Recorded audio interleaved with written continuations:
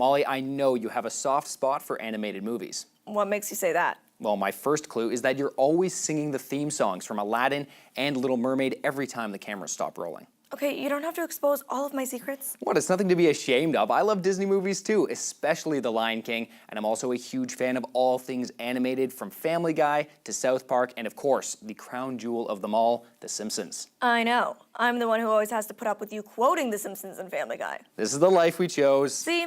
That's my point. How is this relevant to our audience? Well, I had the chance to stop by the Miles Nadal Jewish Community Center recently and check out a workshop run by the Toronto Animated Image Society for young adults with disabilities. Okay, I know about the TAIS workshops, but those workshops are stop-motion animation, not cartoons like the ones you mentioned. Very true, but really they are just dedicated to the art of independent animation, and they hope to inspire the next generation of animators with their workshops, and I can tell you they do a great job of that. Well, let's check it out. So you're the director. Yep, I'm the director. So you need to direct me. How low does the camera need to go, right? Okay. One of the amazing things that TAIS does is empower people in their classes to take the lead and create something they can call their own. And even though they tailored this particular program for young adults with disabilities, they never wavered from that goal. Outreach coordinator Andrea Vella Alcon feels this approach gives participants a sense of accomplishment.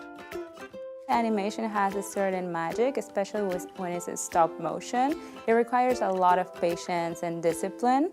So that's definitely one thing that I like everyone to just take in, that things that take longer sometimes have a bigger reward. And in that sense, when we were working, some of the participants were, oh, we can make this disappear and this transform into this. And so seeing their faces, looking at their final product and realizing how long it took them to get there, I don't know, I think that's the biggest reward, just to see a whole process being complete. The program consisted of 4 workshops, starting with the basics and culminating with the students creating their film. The third session, which I think is the one that they enjoy the most, was creating their puppets and their backgrounds, and like they getting an idea of what's the size of their set it's gonna look like. Some of them decided to work with paper, some of them clay, some of them found objects or mixing different materials. That's how it starts? Yeah, that's our production logo. Every good movie company has a production logo. True. Esme decided to work with clay for her film. How many 21-year-olds get to actually play with Play-Doh? That was the fun part. I had a blast. All the participants enjoyed their time, and Vinny saw this as an opportunity to express her artistic side. Something I would love to do more, like out of it, like make more creations, because I love making creations. Yeah, this was a big deal for me too, actually. I love doing animation now. I would come back for sure. And she drew on events from her life for her masterpiece, as Andrea explained. It was a princess in a cage being attacked by 2 mean fairies, and then a prince would come and save her. And as I asked her a little bit more about it, she said, yes, the fairies are bullying her. You know, like they bully you when you're at the park. And I asked her, is that what inspired you? Did you have an experience of bullying that inspired you to create your piece? And she said, yes. So for me, it was very, very interesting how she was transforming a negative experience into a positive experience through art.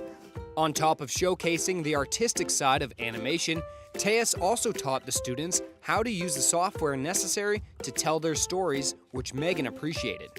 My favorite thing I've actually learned is just doing the stop animation, learning the actual program that they're using, and learning how to use it. I love using technology. Andrea feels the skills learned in the workshop can translate to the real world as well. To give them the opportunity to experiment with tactile and different materials. I think that's always something that is gonna like activate every sense and give you more creativity and give you more imagination and problem solving for sure.